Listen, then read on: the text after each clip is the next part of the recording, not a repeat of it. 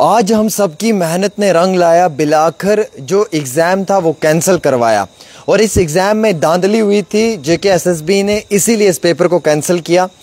दूसरी बड़ी अपडेट ये है कि कल के रोज़ 25 तारीख को जम्मू के सभी स्कूल्स बंद रहेंगे ड्यू टू वेदर एडवाइजरी। जैसे मैंने आपको पहले ही बताया था कि 3 दिन तक मौसम ख़राब रहेगा 26 तारीख तक।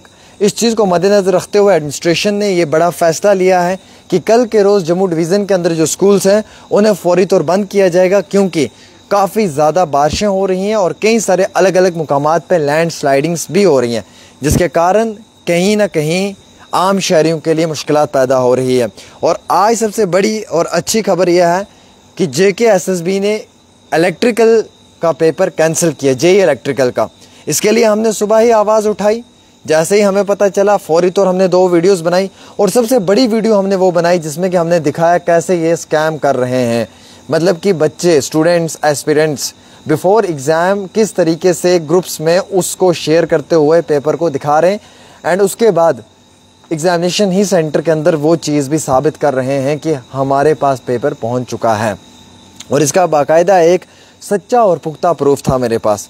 मैंने इस पे आवाज़ उठाई, मेरे साथ कई सारे और मीडिया के जो मेरे भाई हैं उन्होंने भी आवाज़ उठाई।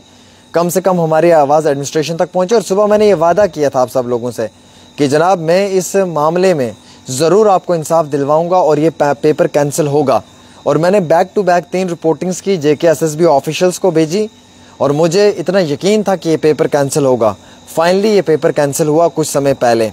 और अब मैं आपके सामने इसलिए आया हूँ कि देख लीजिए, आप कितना भी पढ़ो, कितनी भी मेहनत करो, ये चोर बाजारी वाले लोग, ये डाकू फिर भी डाका डालना नहीं रहते हैं। ये चोर लुटेरे फिर भी लूटना नहीं रहते हैं।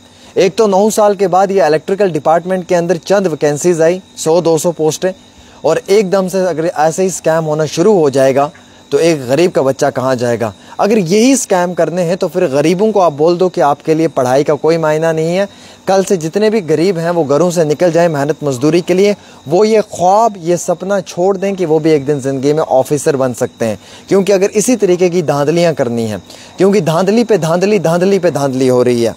और JKSSB ने इस मामले में अपना एक स्टेटमेंट जारी तो किया था, लेकिन वो स्टेटमेंट काबिल तारीफ़ नहीं है।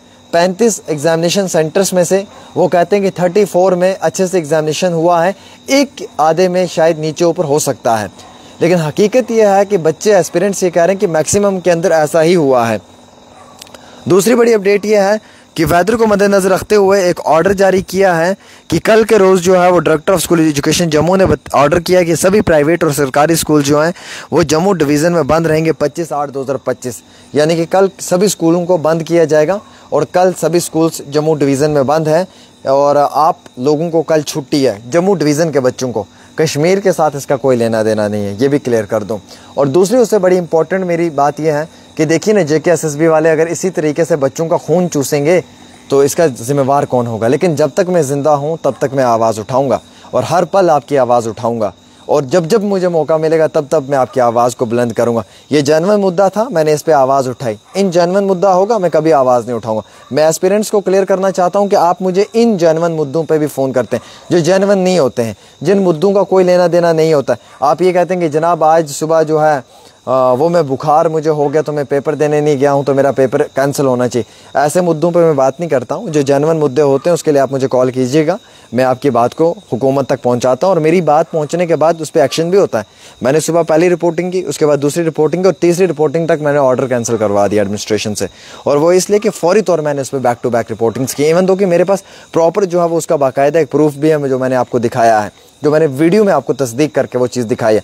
ऑफिशियल्स को भेजा और उसके ऊपर स्टूडेंट्स के इंटरव्यूज़ किए, मैंने प्रॉपर तरीके से आप तक बात पहुंचाई है। तो ये कहने का मकसद ये है कि बच्चों को, एस्पिरेंट्स को इंसाफ मिलना चाहिए, उन्हें जस्टिस मिलना चाहिए। एक तो इतनी बेरोज़गारी है, यहाँ पे PhD कर कर जो नौजवान हमारे आजकल के हैं वो रेडी पे जो है वो काम कर रहे हैं, वो किसी वर्कशॉप में जो है वो एज ए लेबर का काम कर रहे हैं। और फिर ये चंद टेक्निकल हैंड के साथ जुड़े हुए लोग हैं जो इंजीनियरिंग करके आए हुए हैं, इनके लिए भी अगर लाखों रुपया देकर रिश्वतखोरी के तौर के ऊपर अगर पेपर ख़रीद कर पास करवाना है तो फिर एग्ज़ाम का क्या मकसद है, फिर बोर्ड किस लिए है? या फिर अगर इन लोगों के साथ ऐसे ही धांधलियाँ होंगी, पेपर पहले आउट हो जाएंगे, एग्ज़ाम बाद में होगा, तो फिर एक गरीब को पढ़ने का मकसद क्या है? अगर यही हालात रहे ना, तो खुदारा मैं सच कह रहा हूँ कि इस गरीब का जीना आज के टाइम में मुश्किल नहीं, नामुमकिन है।